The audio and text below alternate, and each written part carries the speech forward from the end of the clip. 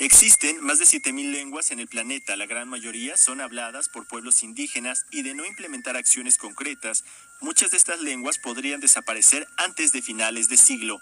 Para revertir esta situación es que se dio a conocer la Declaración de los Pinos Chapultepec, construyendo un decenio de acciones para las lenguas indígenas. Esta medida mundial es impulsada por la UNESCO.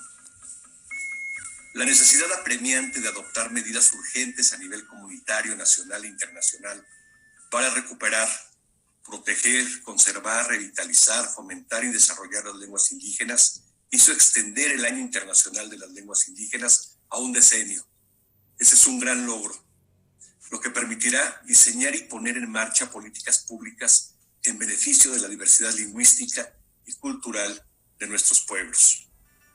Algunos de los objetivos que se buscan son integrar las lenguas indígenas en los marcos y mecanismos mundiales de desarrollo sostenible, proporcionar acceso a los sistemas de justicia y los servicios públicos en lenguas indígenas, incorporarlas a las políticas públicas relacionadas, entre otras cosas, con la educación, la cultura, las leyes sobre la libertad de información, los medios de comunicación y la ciencia, la investigación y la tecnología, el medio ambiente, la atención de la salud y el bienestar, incluida la salud sexual y reproductiva y la violencia de género.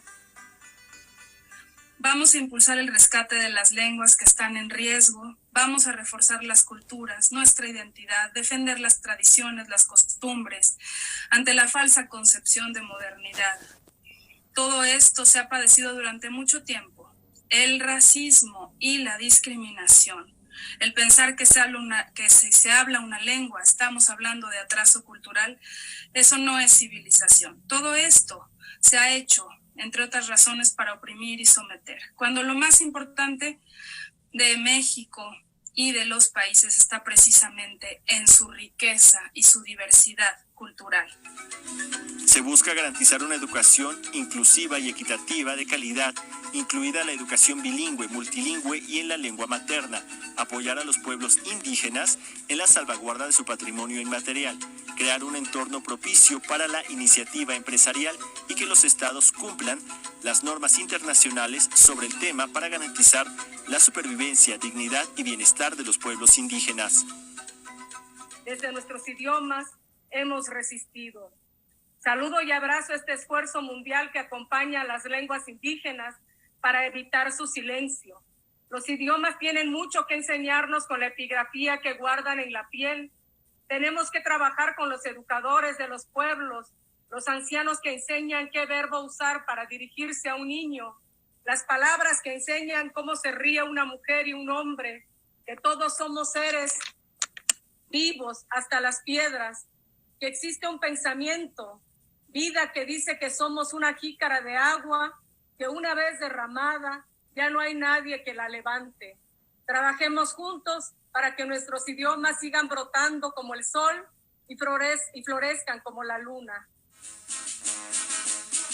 Noticias 22, Alberto Aranda.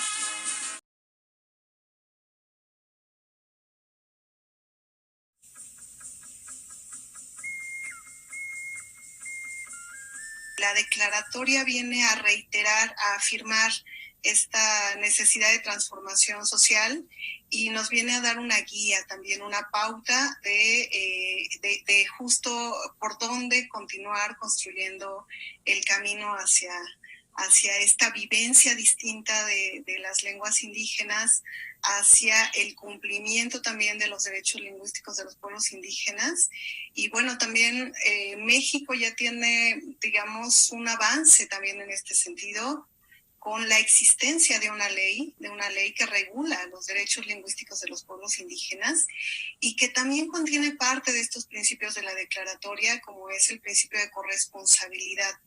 Es un camino que se tiene que construir entre todos, ¿no? No es un camino exclusivo para la instancia de cultura o para la instancia de lenguas indígenas como es el INALI, sino que efectivamente implica, ¿no?, pues conjuntar los esfuerzos, conjuntar las labores en los distintos ámbitos.